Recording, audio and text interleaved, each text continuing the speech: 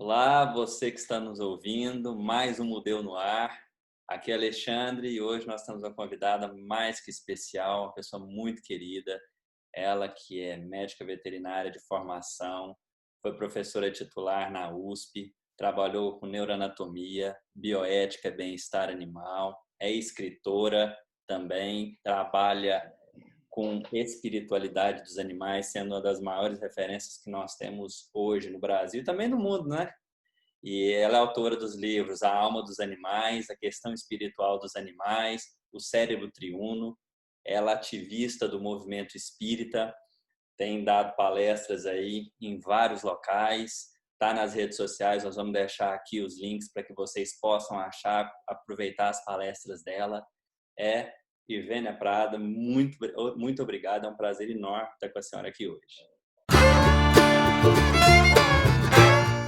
Eu é que agradeço, Alexandre, a oportunidade, viu, de conversar aí com os seus seguidores, né?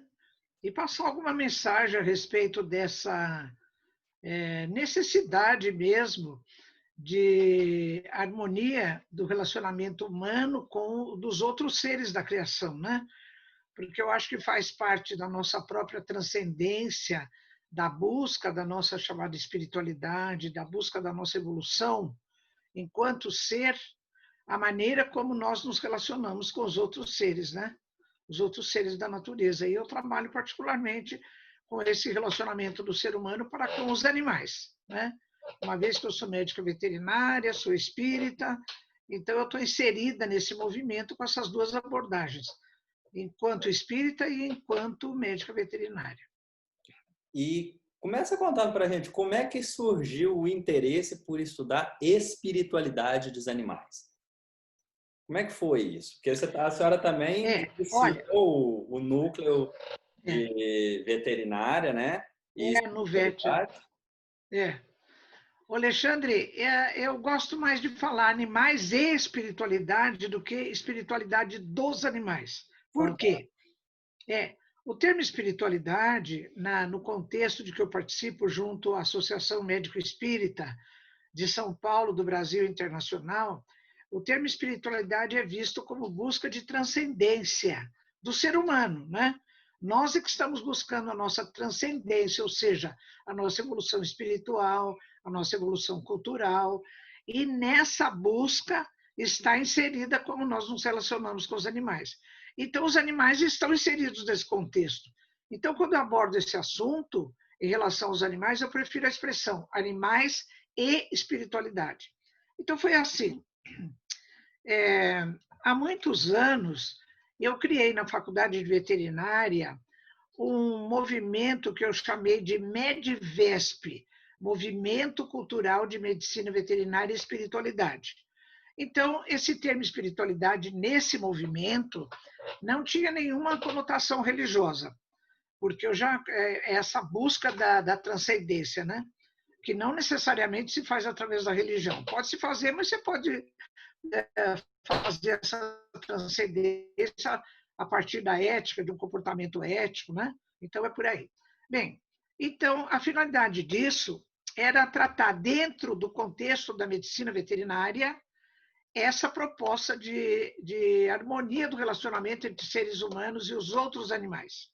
Bom, eu também faço parte da Associação Médico Espírita de São Paulo e, certa feita, eu convidei 2 pesquisadores da AME São Paulo para fazer palestra no Medvesp, para eles falarem como se faz pesquisa em espiritualidade.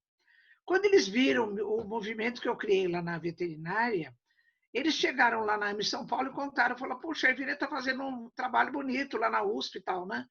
Aí então, o presidente da AME São Paulo, o doutor Mário Pérez, numa reunião, falou, Irvênia, vem fazer isso aqui dentro da AME. Eu falei, tá bom. Falei, só que aqui eu tenho que acoplar a visão espírita, né? Então, o que eu fazia na USP, eu levei para dentro da AME São Paulo, acoplando nesse contexto a visão espírita. E esse movimento dentro do meio espírita eu chamei de NUVET, Núcleo de Medicina Veterinária e Espiritualidade. Depois que eu criei o NUVET São Paulo, já se criaram outros NUVETs, tenho no VET do estado de Pernambuco, tenho no VET de Uberlândia, tenho no VET de Santos, tenho no VET de Portugal, que a Mirella, que era presidente do NUVET de Pernambuco, ela está morando em Portugal, e eu falei, Mirella, aproveita e cria um núcleo. Ela criou, né, junto à AME Norte, que é uma associação médico-espírita do norte de Portugal. Porque todos os NUVETs, por regulamento, têm que estar ligados a uma AME, sabe? A uma associação médico-espírita. Então, com isso, depois, já faz 2 anos, a gente criou, está fazendo 3 anos, eu criei junto à AME Brasil, o NUVET Brasil. E eu já fiz 2 eventos aí em Brasília, né? Que foi em 2018 e 2019. E já estava programado esse ano, mas com certeza, por causa da crise, ele vai ser adiado, né? Então, são esses 2 movimentos que, assim, tratando de espiritualidade, eu trabalho no contexto também como ativista em defesa dos animais. Ótimo. E aí, então, já que a gente começou a falar essa parte, você trabalha muito com a humanização dos animais de companhia. Com tudo, uma porção de coisas. Estava até conversando com a Jussara, para quem não viu, gente, a Jussara falou sobre o corpo humano, depois você clica lá e tem 2 videozinhos falando das histórias do corpo humano. E a doutora Evênia foi orientadora dela do doutorado. E eu estava conversando com ela, ela até falou, uma das primeiras perguntas que era legal de se fazer é por que nós, às vezes, compramos um animal de estimação. Por exemplo, um cachorro, um gato, um pássaro, tem gente que gosta dos pássaros também. Por que nós compramos? Né? Ao longo de todos os seus estudos aí, o que você vê identificando nesse nosso comportamento? Olha, tem um professor da Unicamp, o professor Romano, ele fala que o ser humano tem uma facilidade muito grande em entrar em vácuos éticos. Porque se a pessoa parar e pensar, ela não vai comprar um animal de estimação, muito menos um pássaro que foi feito com asas para voar e não para ficar preso numa gaiola, não é? Mas a pessoa, ela entra naquela coisa cultural, todo mundo compra, é assim que faz, você escolhe o seu bichinho lá no shopping, na loja do shopping, paga um dinheirão, pega o pedigree e leva para casa, né? Porque está cheio de feiras de adoção por todo lugar, está cheio de animal aí precisando, tem de todas as raças, tem SRD sem raça definida, tem jovenzinho, tem adulto, tem de todo jeito, né? Então, eu acho que é um pouco de alienação o fato da pessoa comprar um animal de estimação. Ou talvez seja falta de informação, né? A pessoa não tem informação de que existem feiras que têm disponíveis animais para adoção. Quando eu compro ou quando eu adoto esse animal, a gente às vezes começa a ter algumas dúvidas sobre ele é uma propriedade minha? O que eu posso fazer e o que eu não posso fazer com ele? Né? Como é que a visão da senhora a respeito disso?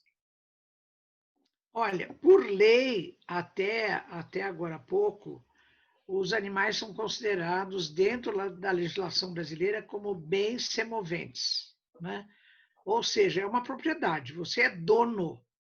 Legalmente, você é dono de um animal, né? E, além de ser dono, você é responsável por ele. Então, se você soltar o seu animal na rua e ele agredir alguém ou morder alguém, você que é o responsável, né? Agora, faz pouco tempo, o Fórum Nacional de Proteção e Defesa Animal, do qual eu sou honrosamente assessora técnica como médica veterinária, tanto fez que conseguiu colocar dentro do Senado Federal um projeto de lei para que o Senado passe a considerar os animais como seres sencientes. Porque a ciência hoje considera, do ponto de vista intelectivo, cognitivo, que os animais são seres sencientes. O que é isso? Os animais não são meras máquinas automatizadas, não são coisas.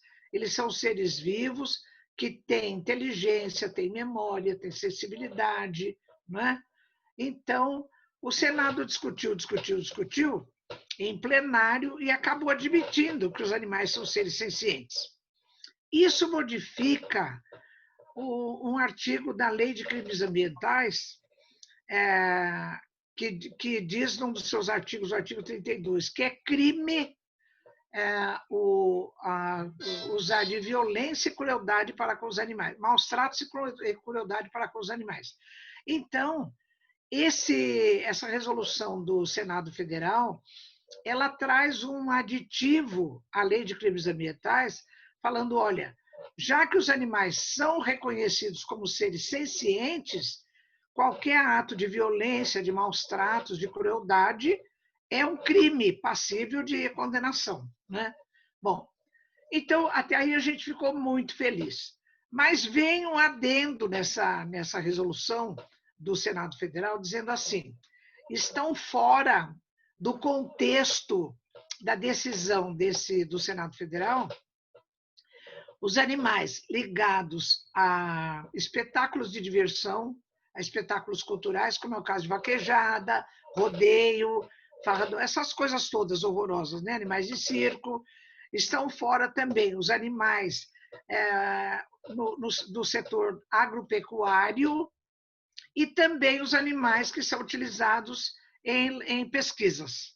Ou seja, olha, você veja a incongruência, porque assim, nós estamos convencidos de que os animais são seres sencientes. Agora, espera aí, esses aqui que me interessam, que interessa a nós continuar a dominar, explorar, subjugar, esses aqui não. Esses ficam fora do alcance do projeto, né? Você veja que absurdo, né? Então, a gente está dentro de uma... Assim, nós estamos com um pé do outro lado, já considerando que os animais são seres sencientes, e o próximo passo é considerá-los sujeitos de direito, mas, por enquanto, a gente ainda está com a outra perna para cá, porque isso ainda tem uns animais que estão para lá e outros animais que estão para cá, entendeu? Então, o que seriam animais sujeitos de direito? Um dia, o meu grande amigo lá de São José dos Campos, Dr. Laerte Levay, ele é autor de um livro que se chama O Direito dos Animais e o Nosso Direito sobre Eles. O Laerte é promotor de justiça, é defensor dos animais. E ele me explicou, ele falou assim, Irvênia, é o seguinte, se você está andando na rua e vê um animal ser açoitado, por exemplo, um cavalo, você fica chocado com aquilo, você vai numa delegacia e faz um BO, boletim de ocorrência. A justiça vai acolher a sua queixa, por quê? Não é porque o cavalo está sendo açoitado, é porque você, ser humano, está incomodado ao ver o cavalo ser açoitado, entendeu? Porque o sujeito de ação da justiça brasileira e universal é o ser humano, não são os animais, né? Então, é assim, a gente está animado com essa decisão do Senado, porque se eles estão considerando alguns animais, pelo menos, como sendo seres sencientes, já é um passo adiante para, numa outra etapa, depois de muita luta, se considerar os animais como sujeitos de direito, entendeu? Então, é por aí, né? Então, essa luta, ela continua. A gente tem que fazer, né? Tem que trabalhar, tem que lutar bastante. Meu pai, ele foi talvez a primeira pessoa que criou a Delegacia Estadual de Meio Ambiente, né? Não sei se foi no primeiro no Brasil ou não, e ele está à frente da Delegacia Estadual do Meio Ambiente de Goiás até hoje, e Poxa, que agora ele bom. está muito interessado e engajado, principalmente na questão de animais que estão sendo atropelados, né? Porque você tem parque ali, vai colocando estrada em tudo quanto é lugar, limite de velocidade às vezes não tem, e não tem nada para esses animais passarem. E aí ele começou, me mandou um monte de foto, onça passando, cobra, tatu, tamanduá, um monte de animais.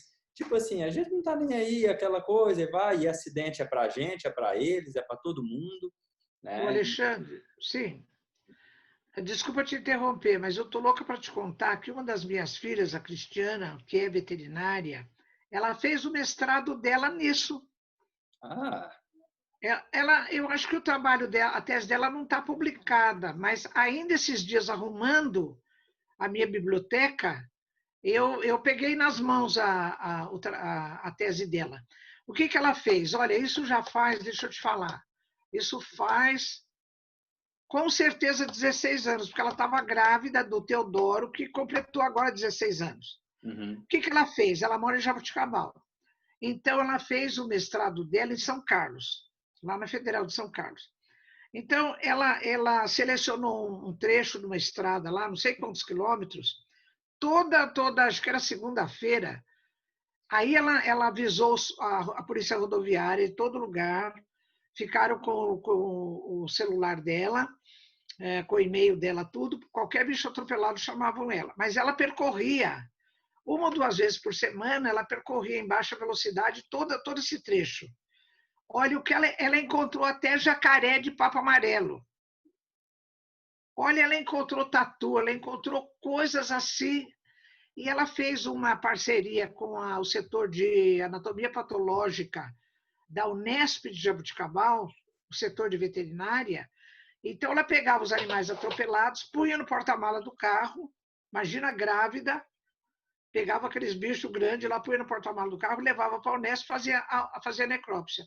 Então, ela tem dos animais, ela tem dessa tese, ela tem uma riqueza de dados. O seu pai vai gostar de saber, Não, viu? eu vou querer pegar depois, vou pegar essa referência com a senhora aí para a gente dar uma olhada, que ele está muito É, interessado nessa questão de viadutos ecológicos, né, para começar a tentar construir algumas alternativas com as ferramentas que a gente tem, né?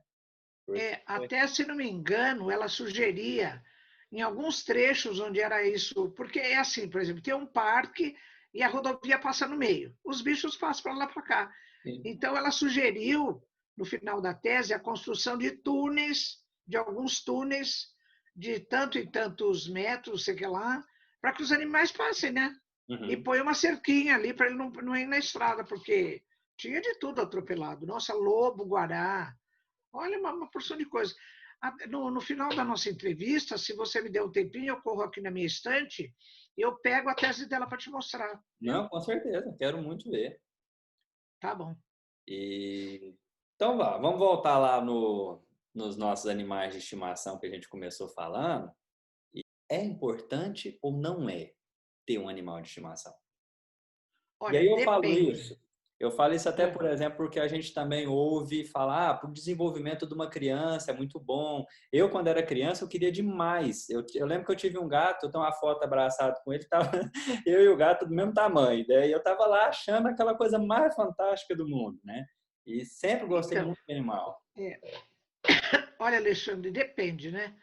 É o tipo de pergunta mais confortável para quem está respondendo, porque a primeira coisa que você fala é depende, né? Depende do quê? Depende de quem vai adotar, depende do lugar em que você mora, depende de uma porção de coisas, né? Uma coisa que eu ouvi você falar que mora num apartamento pequeno, então como é que você vai ter um animal num apartamento pequeno? Então a primeira coisa é você ver o ambiente onde esse animal vai ficar. Ele é adequado, por exemplo, se você mora num apartamento pequeno, jamais você vai poder ter um animal de grande porte, um cachorro de grande porte, né? Então você vai ter que ter um gato ou um cachorro de pequeno porte. Segundo lugar, ele vai ficar sozinho o dia inteiro? Não é? Porque já é ruim um animal não ter outro da mesma espécie para ele ver. E é muito pior ainda se ele fica em casa. Então vocês dois saem para trabalhar, o animal fica sozinho o dia inteiro. Aí ele destrói as almofadas do sofá, ele rasga o pano da cadeira, ele faz xixi pela casa inteira, né? E então, quando existe criança e tem espaço, por exemplo, eu tive muito animal aqui na minha casa, né?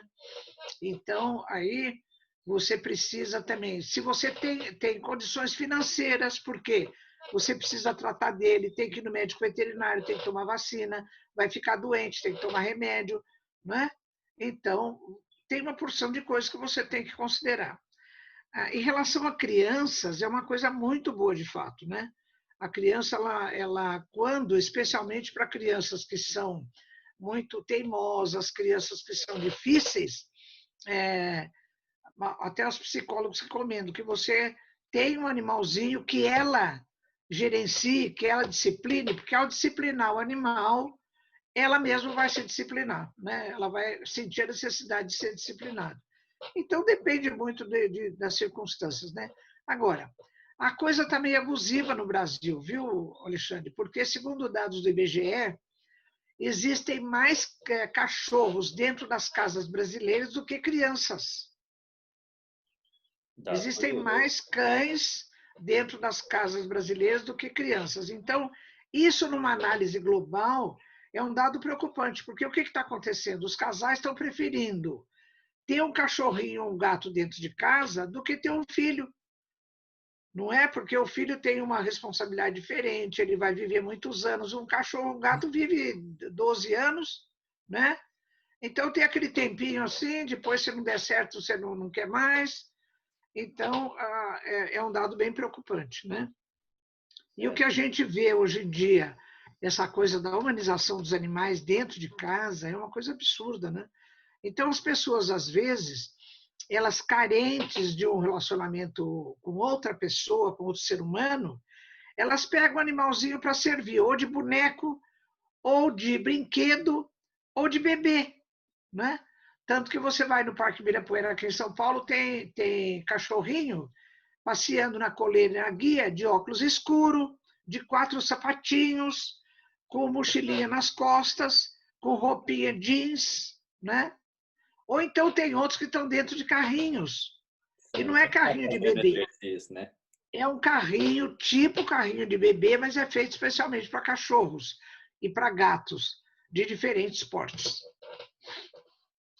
E já fica a situação, já fica um pouco diferente a análise mesmo, né? Isso aí A está gente um está pouco. fazendo, né? E era até É a uma próxima coisa. questão que eu queria te perguntar, porque Sim. a gente às vezes traz para dentro de casa e aí coloca roupa, né? Coloca perfume. Ah, não, mas é perfume para cachorro, né? Tudo bem, Ah, perfume, né? Dá a nossa própria comida. Tem alguma questão aí para a gente abordar sobre isso, né? O que que a gente pode... tem.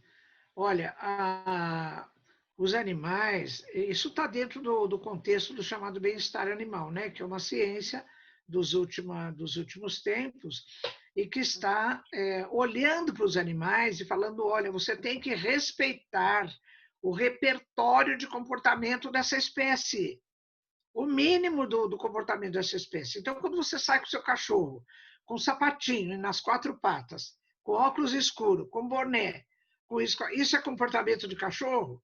Não é. Então tá fora, né? Aí, de repente, o cachorro dorme na sua cama. É do comportamento dele dormir na cama de seres humanos? Não é. É do comportamento dele ficar num lugar na mesa para comer a comida que nós comemos? Não.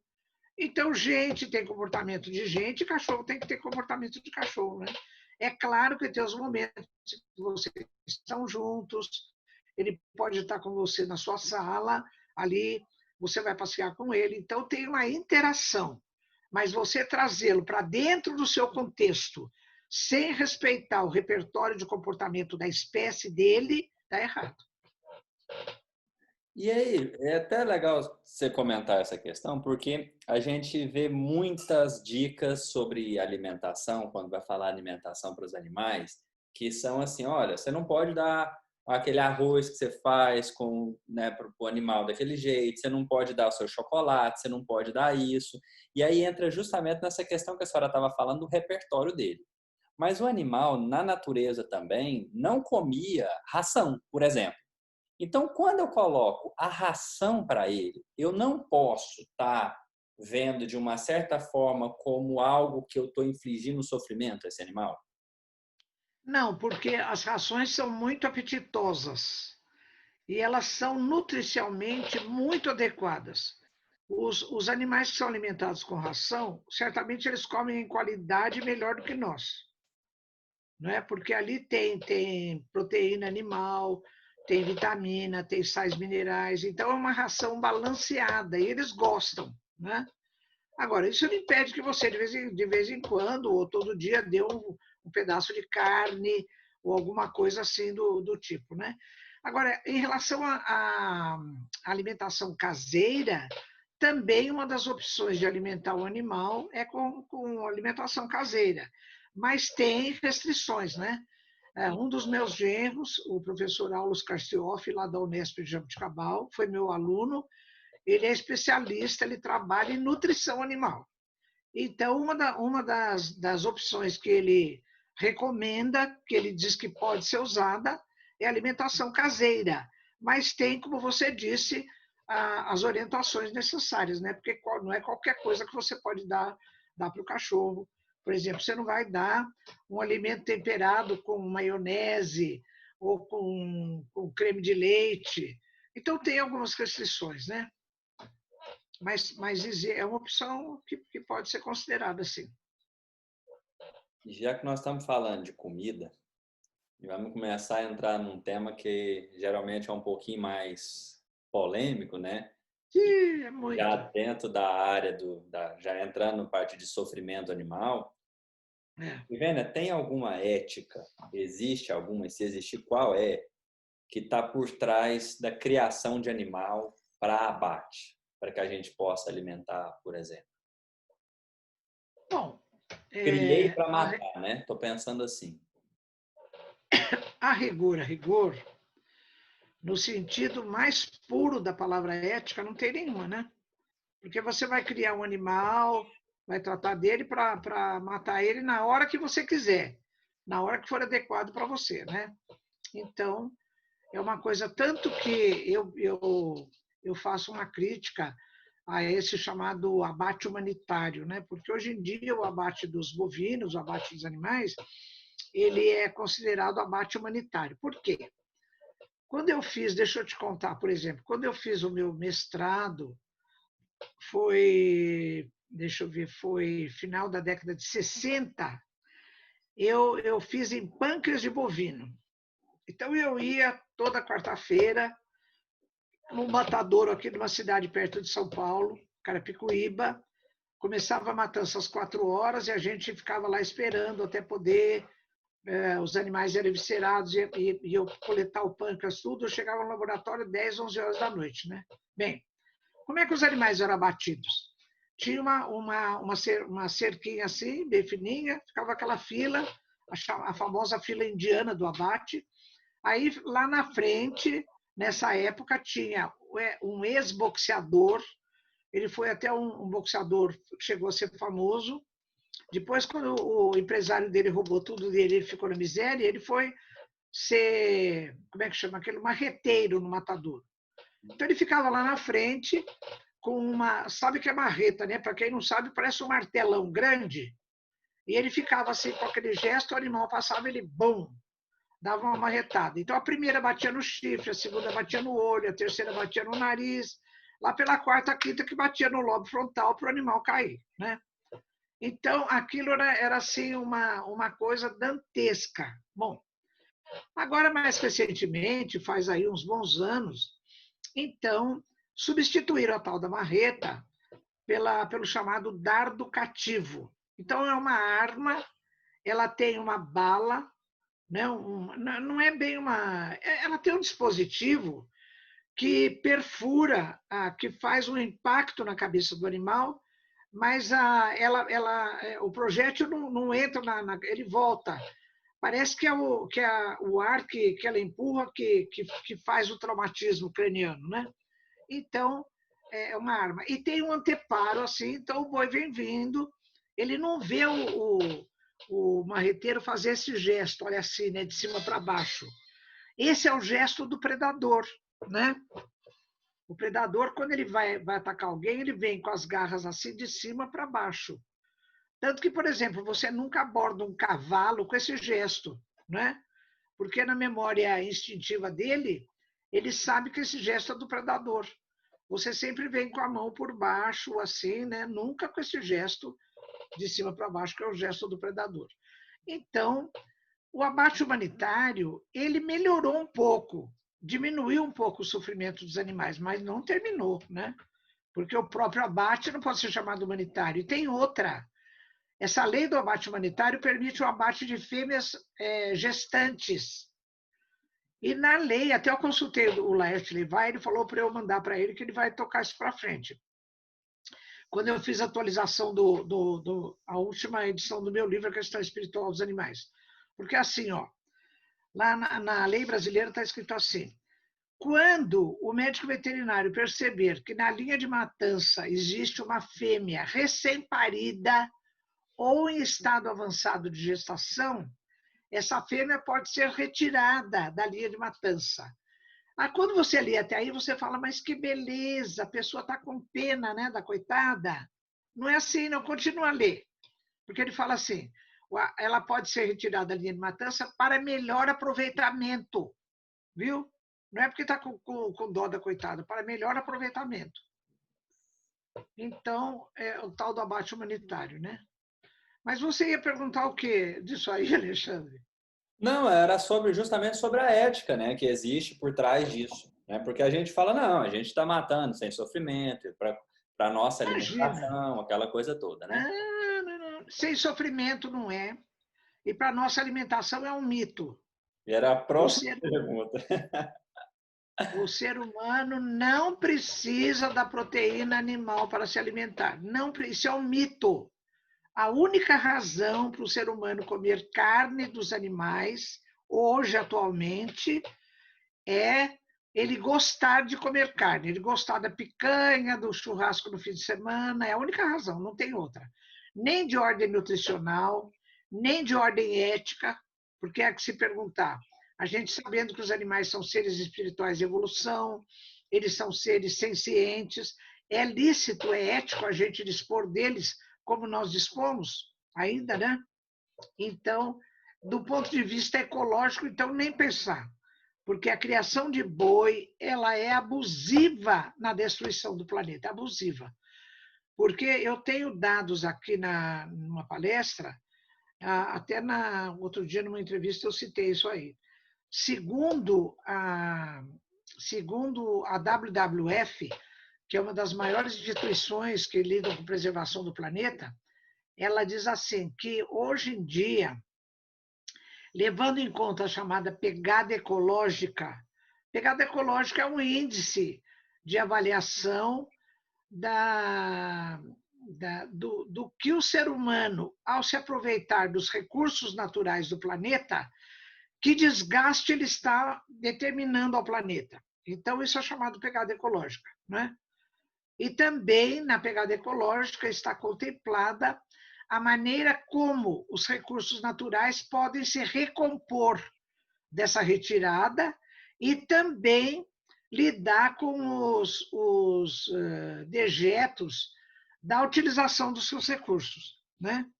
Então é assim, por exemplo, você tem a sua alimentação, aí você tem o lixo da sua casa. O que o planeta vai fazer com esse lixo? Então é assim, o que o ser humano aproveita dos recursos naturais e como os recursos naturais trabalham com o que você devolve em termos de dejetos de lixo, né?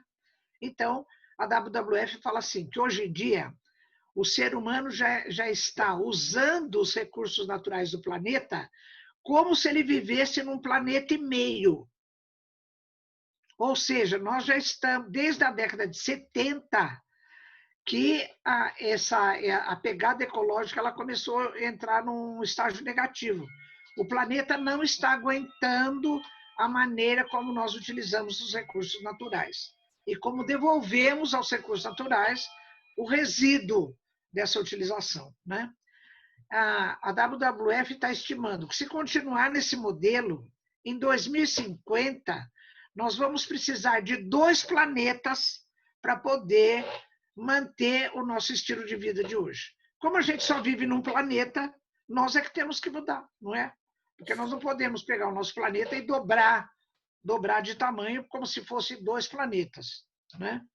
Então, esse é um dado muito difícil. Outro dado, que é da Embrapa, Empresa Brasileira de Produção Agrícola, brasileira, ela está dizendo assim, Existem, eu não me lembro bem da quantidade, 200 e tantos milhões de hectares ocupados por boi, de pastagens. 180 milhões desses 200 e pouco, ou seja, 90%, são de pastagens plantadas. Eu peguei e liguei para minha filha, que é agrônoma, a minha filha caçula, a Laura. Falei, Laura, filha, o que é pastagem plantada? Ela disse, mamãe, é uma pastagem que, para ser realizada, teve que derrubar matas ou florestas, ou cerrado. Então, você veja bem, 90% das pastagens brasileiras são plantadas.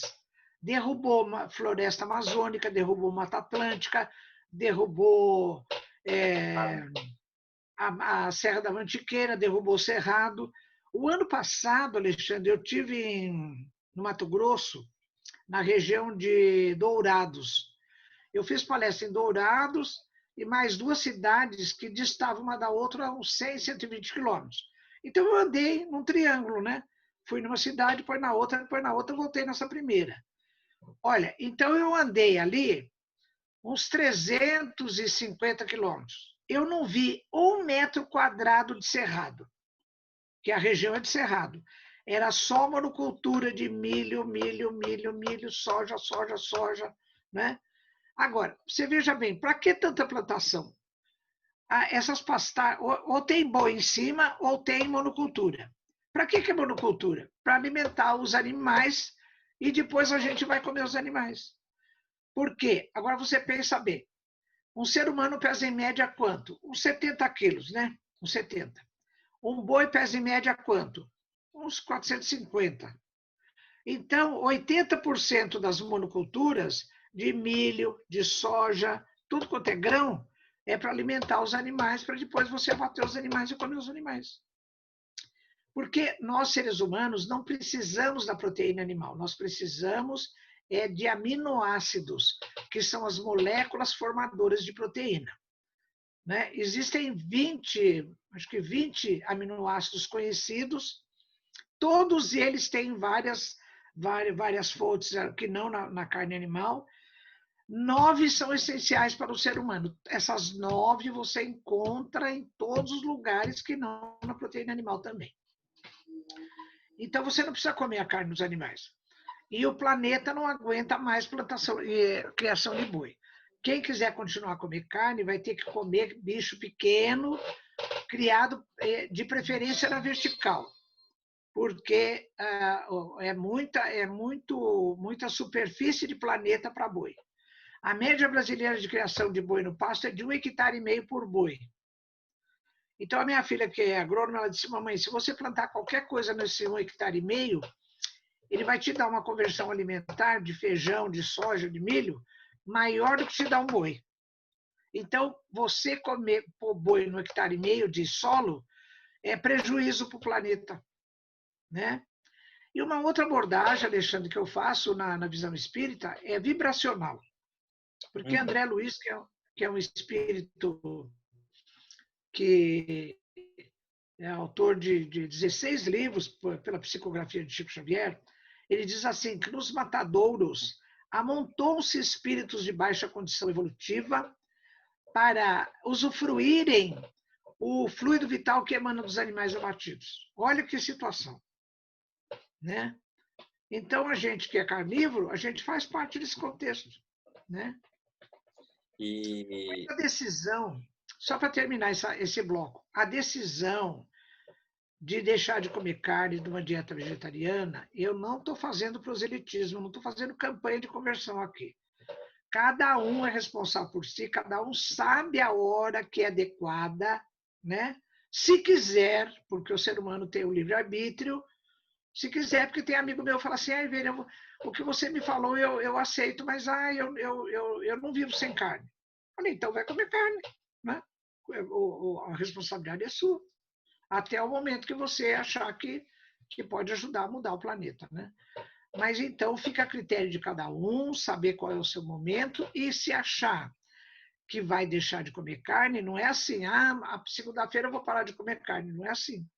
Tem que ser uma coisa lenta, progressiva e com orientação de nutricionista, porque você vai ter que repor ferro, você vai ter que repor B12, ômega 3, você tem que saber quais são as fontes na dieta vegetariana ou vegana que tem esses alimentos, né?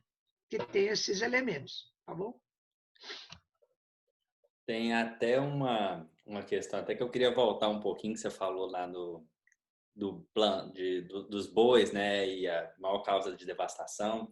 Quando eu estava fazendo o meu mestrado, tinha um professor que ele falava muito a respeito de como a gente via de forma equivocada e como às vezes a mídia mudava um pouquinho o discurso para que fosse falado que a maior causa de desmatamento seria a extração de madeira.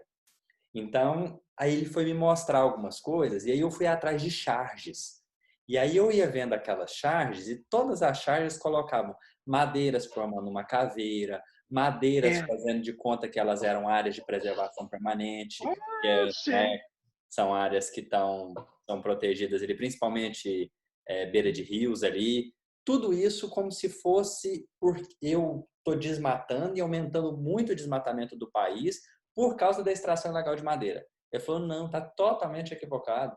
A gente está desmatando muito por causa da criação animal. E aí depois, essa criação animal, muita gente aproveita, vai, retira madeira, aquela coisa toda. Não está falando que ela não existe. E claro que tem muita coisa predatória, né? Mas tem outro objetivo que é pôr o boi lá em cima, né? E É. também outra questão, você coloca o animal, fica um determinado tempo, às vezes ele vem intercalado com alguma monocultura, soja, milho, por exemplo, mas muito acontece com o passar do tempo de que essas áreas elas são abandonadas também.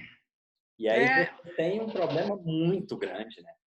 aliás, Alexandre, o que você está falando, nesse artigo da Embrapa, está falando também que grande parte, quase a totalidade das pastagens plantadas, elas estão como é que chama isso? Em decadência, estão com a preservação deteriorada, né? Elas estão em decadência. Elas ficam degradadas. E fica difícil, porque você pode voltá-la? Pode. Mas aí você, para voltar, vai precisar de um investimento. Quem quer fazer esse investimento? Quem É vai verdade. pagar mais se eu posso simplesmente derrubar ali? Fica muito mais fácil, né? Então, aí isso é deixado de lado. Né? Mas, enfim, era só um parênteses que eu queria colocar. É, Eu achei interessante na fala que você é. colocou. E é uma pena, porque eu gosto muito do Fritjof Capra, né, que é autor de vários livros, O Ponto de Mutação, o Tal da Física, e um livro dele chamado Pertencendo ao Universo, ele traz essa proposta de que a gente precisa se sentir não como dono do mundo, mas como apenas pertencendo a ele, né? Quer dizer, então, ele fala para a gente sair daquela pirâmide aristotélica em que o ser humano está lá em cima, e a proposta do antropocentrismo é não só dominar a natureza, mas subjugá-la para extrair dela benefícios em seu favor, em favor do ser humano, né? Você veja bem, isso é a proposta de filósofos, né? Então ele fala para a gente parar do antropocentrismo e adotar um outro paradigma que é ecocêntrico. Então seria uma rede multidirecional em que cada elemento da natureza ocupa um lugar. E o nosso lugar é um, não é lá em cima dominando tudo. E a nossa proposta é sair da competição para a cooperação, da subjugação para a harmonia. Então, é uma mudança, é uma nova visão, né? Então, ele termina dizendo assim: não somos donos do mundo, apenas pertencemos a ele. E é legal a senhora levantar esse assunto, porque a gente, para pensar, né, nós temos uma criatividade assim que é enorme. E a senhora trabalha muito com espiritualidade. Lá no comecinho, na Gênesis, no livro de Gênesis da Bíblia, tem lá que o homem, né, o pessoal vai ler que o homem tem que governar todas as outras espécies, e aí acaba utilizando esse argumento para tentar sobressair também, né? Tipo, porque nós temos Mas Mas esse governar, o ser humano está entendendo como subjugar e dominar, subjugar, né? Sim. E governar é no sentido da liderança, de você promover, já que você é o ser mais inteligente do planeta, é você liderar para que as outras espécies vivam bem, como você quer viver bem, para que todo mundo também viva bem, né? Mas a humanidade ainda vive nesse paradigma da dominação e da subjugação. Eu coloco eu levantei essa questão bíblica até porque, tipo assim, até às vezes quando a gente quer trazer um conceito mais transcendental, a gente ainda dá um jeito de moldar para que a gente faça o que a gente quer fazer, né? A gente São encontra. as famosas interpretações, né? Cada um interpreta como a seu critério, né? Então, vamos voltando ali, a gente estava falando sobre essa questão da alimentação, você trouxe algumas questões que são tratadas como mito. Nós temos os animais também sendo utilizados, por exemplo, para teste de cosmético, tratamentos, alguma coisa, vacinas. O que a senhora fala a respeito disso para nós? Olha, tem muita gente trabalhando na busca dos chamados métodos alternativos e substitutivos ao uso de animais de pesquisa. O que é isso? Os métodos alternativos, eles propõem você utilizar ainda ser vivo, mas que tenha um nível de consciência menor. Então, por exemplo, em vez de você usar primata, você usaria camundongo. Em vez de usar camundongo, você usa cultura de tecido. Em vez de você usar cachorro ou gato para você treinar, por exemplo, microcirurgia vascular, você usa placenta, sabe? Então é assim, essa coisa de utilizar cultura de tecido, ovos embrionados, utilizar placenta, por exemplo, a placenta é um órgão riquíssimo em vasos, né? Então, se você instalar uma circulação, que é uma coisa fácil de fazer, você pode treinar abordagem de várias técnicas, inclusive de sutura microscópica, a nível microscópico, né? De enxerto. Então, tem uma coisa assim. Enquanto o método substitutivo, ele substituiria qualquer ser vivo por outra técnica. Por exemplo, modelos de computação, modelos matemáticos, maquetes, outras coisas, né? Então, tem revistas de pesquisa que já estão especializadas em publicar trabalhos realizados com métodos alternativos e ou substitutivos. Agora, é assim, olha, tem duas coisas que eu acho que lá no fórum a gente discute muito, porque no chamado ambiente do bem-estar animal, tem duas correntes, né? Que eu acho um absurdo, que nós somos poucos e ainda a gente se divide em dois grupos. Os chamados bem-estaristas, que aceitam a utilização dos animais, mas vão negociando para ficar cada vez melhor. E os abolicionistas, que querem parar tudo agora. Eu fiz uma palestra sobre os bem-estar dos animais. A primeira pergunta, a aluna me perguntou: a senhora é abolicionista ou bem-estarista? Eu falei: olha bem, eu não sou nenhuma coisa nem outra, eu sou as duas coisas. Aí eu falei isso, eu acho uma inadequação isso, porque nós somos muito poucos. E a gente nos divide em dois, quer dizer, é dividir para reinar, né? Já dizia Maquiavel. Você tem que reunir para ter força, não dividir. Então é assim. Você é abolicionista, por exemplo. Eu sou abolicionista no sentido de usar animais em espetáculos de diversão. Então eu acho que tem que acabar, tinha que acabar hoje mesmo, né? Ou então dar um prazo, falar hoje vai acabar com essa prova que é coisa, daqui a 6 meses vai acabar com essa outra. Então vamos instituir aí um prazo de 6 meses, 1 ano, 3 anos para acabar com tudo. Porque não é necessário para o ser humano, não está fazendo falta para ele espetáculos de diversão com utilização de animais. Vai no cinema, vai no teatro, vai dançar, vai fazer outra coisa, né? Bom, então aí eu sou abolicionista. Agora, tem duas coisas em que a gente tem que ser bem-estarista, porque, por exemplo, adianta você ser abolicionista em relação a animais de pesquisa? Não vai acabar hoje. Porque, por exemplo, para cosméticos tem que acabar hoje. Não precisa testar você para de passar cosmético, mas não vai judiar dos animais mais. Agora, vacina é uma coisa que ainda você não tem método substitutivo. Em alguns casos, em alguns outros já tem, né? Então você tem que ir negociando para que a coisa vá melhorando. Outra coisa, a produção de alimentos de origem animal. Vai acabar hoje? Não vai. Então você tem que ir negociando, né? Então você fala, bom, então vamos ver, o abate humanitário, tá, melhorou.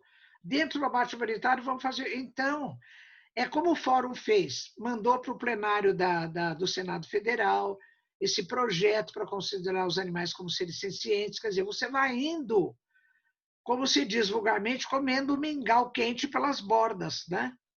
Não adianta você pegar o prato de mingau e jogar na pia, não vai resolver nada. Então você tem que ir fazendo. Então, isso é uma coisa que não vai acabar de repente, né?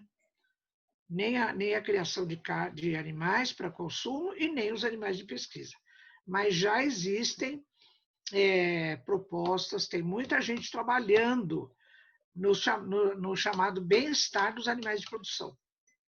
Às vezes a gente fica muito dicotômico, né, velho? Ou é isso ou é aquilo, não pode. Não, Às vezes tem que não, ter o nosso depende, né? Tem que saber tem, ver as coisas tem que ser caminhar. passo a passo. E queria fazer mais uma pergunta que tem uma certa polêmica também. Tem polêmica quando se trata da gente, imagina, né, quando a gente vai transpor isso. O animal, às vezes, vai chegando no fim da vida, ou ele fica muito doente.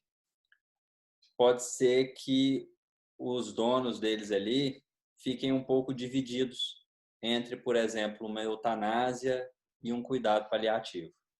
Então, o animal está sofrendo, o que eu vou fazer? E aí está, às vezes, gritando de dor, chorando desesperado o tempo inteiro, não dorme.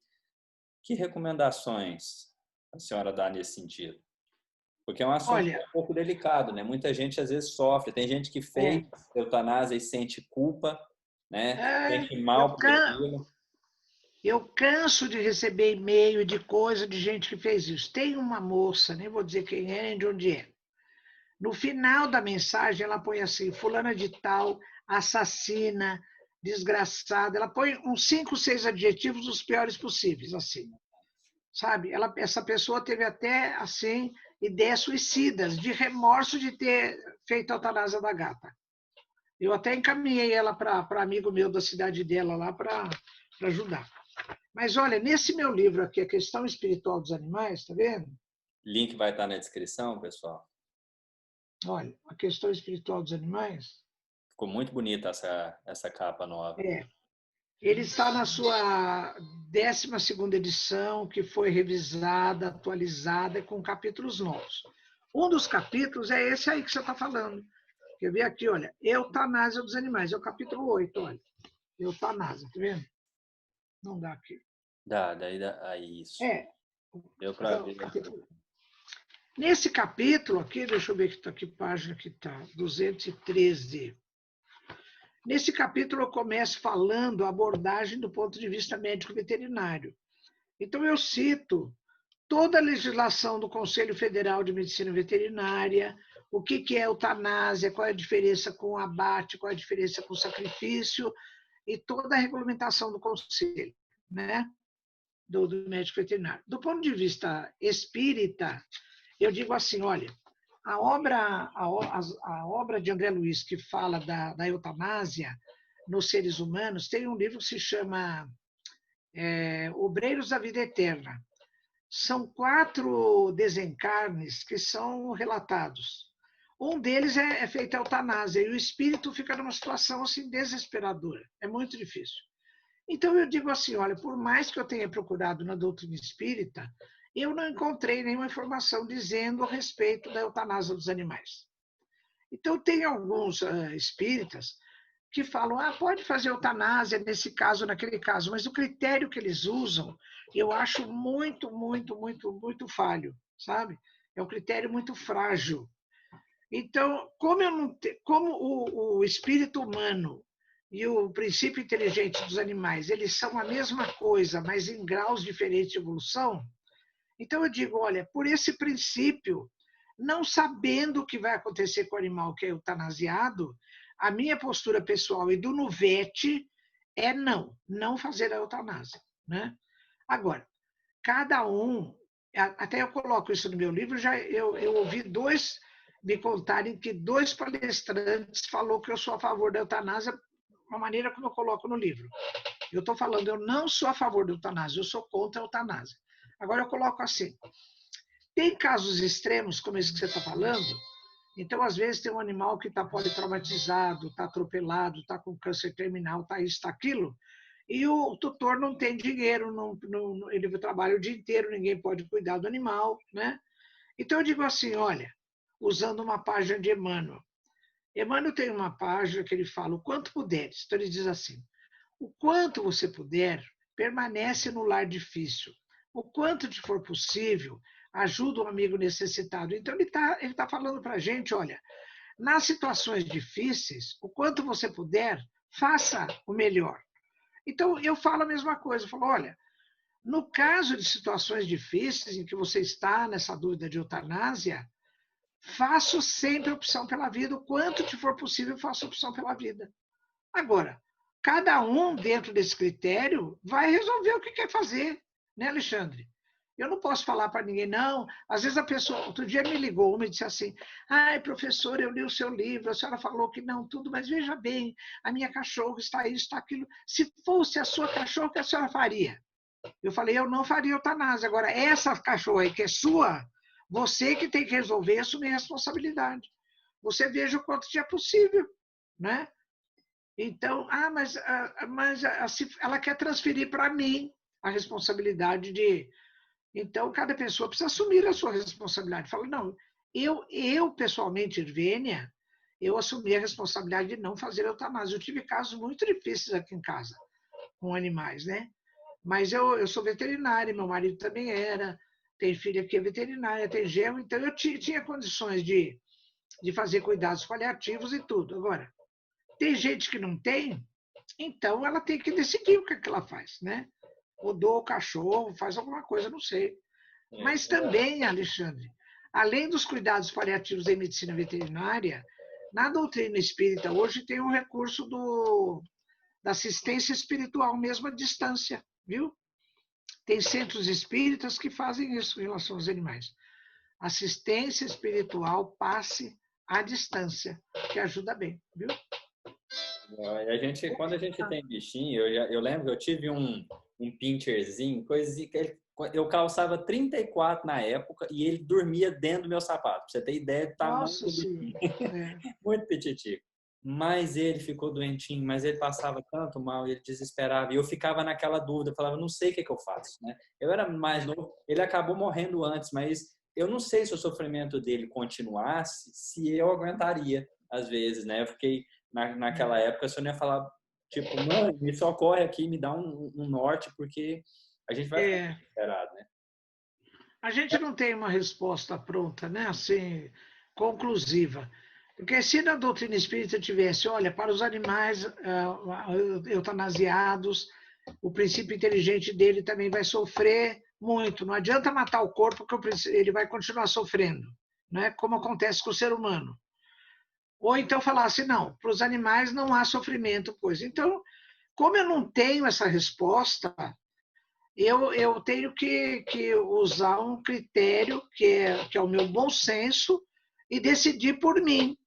Então, a minha postura é não. Agora, se cada um está nesse conflito, ele precisa decidir e ser responsável pela própria decisão, né?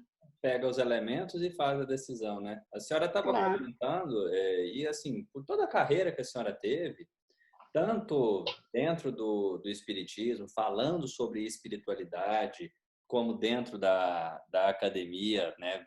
Fazendo-se, ajudando o progresso da ciência, a senhora pode dizer hoje que nós temos elementos suficientes para saber o que ocorre com o animal após a morte? Não. Não temos, não.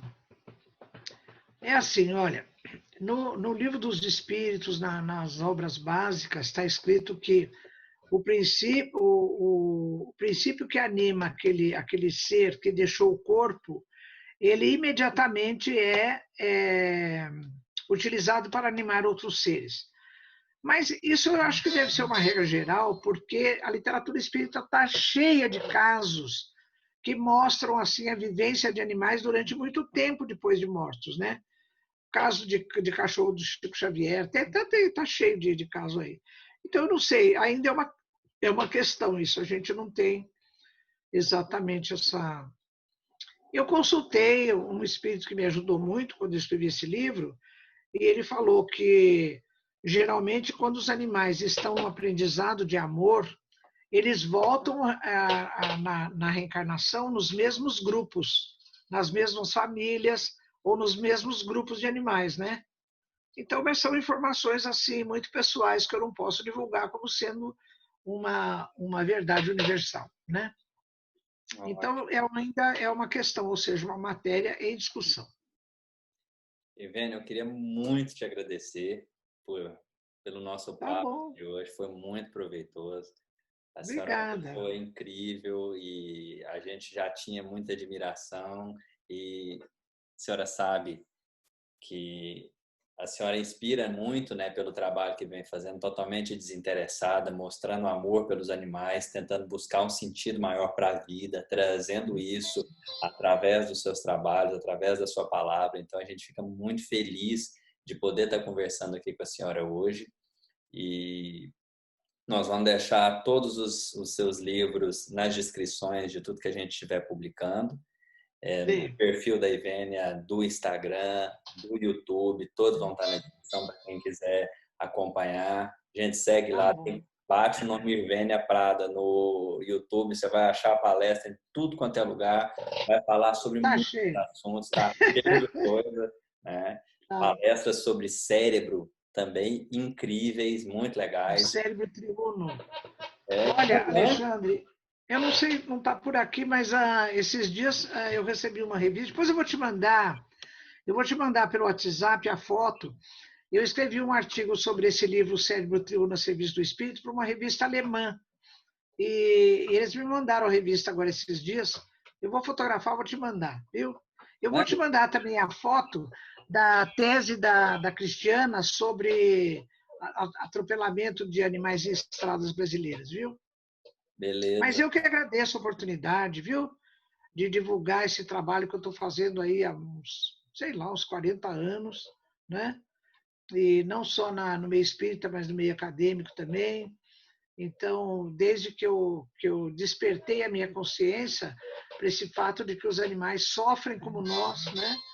E não há necessidade da gente impingir esse sofrimento aos animais, porque grande parte do sofrimento dos animais que estão ao nosso redor, eles são causados por nós, pelos seres humanos, né?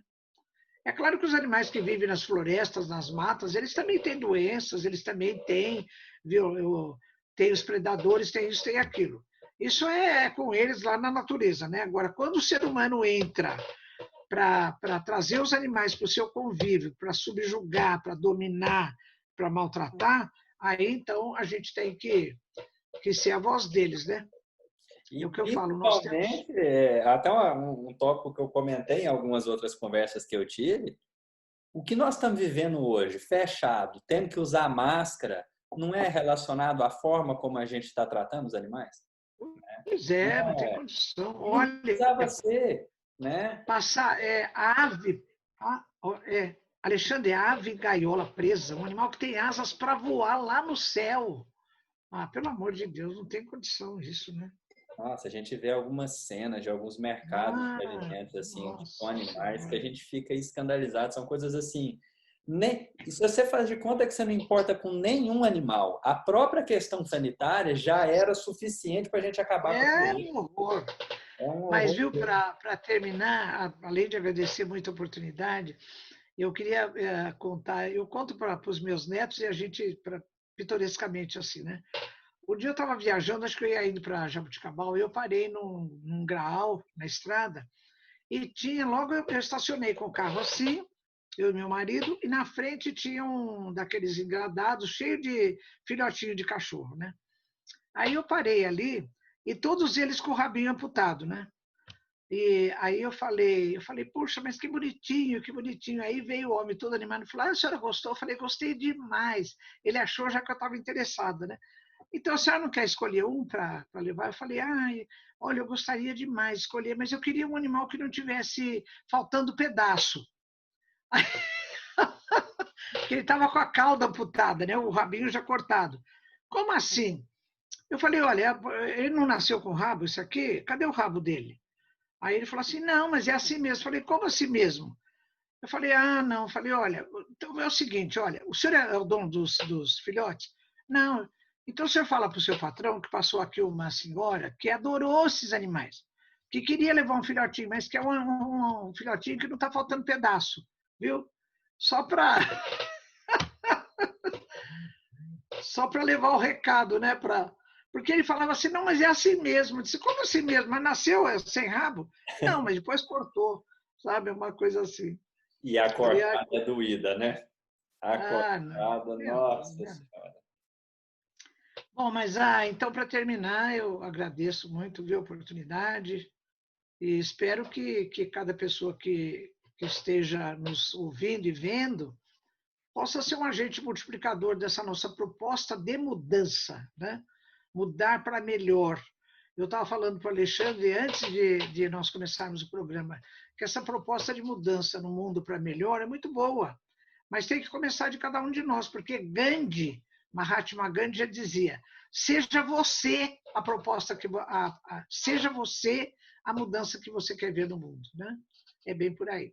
Muito obrigada, viu, Alexandre? Um abraço. Nós é que agradecemos e até uma próxima aí, Vênia. E Se até mais, Deus quiser. pessoal. Vamos continuar acompanhando o conteúdo, vai estar aqui na descrição e vai estar sempre saindo coisa nova para nos ajudar, nos apropriar de nós mesmos, para que sejamos nós essa mudança que de fato nós queremos ver. Se Deus quiser. E Ele vai querer.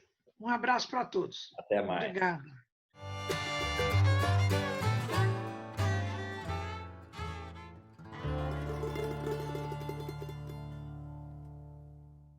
Bom, então encerrando a gravação aqui agora, hein, Vênia? Gente, eu fiquei lá no quarto chorando. Acho que eu dei umas resmungadas.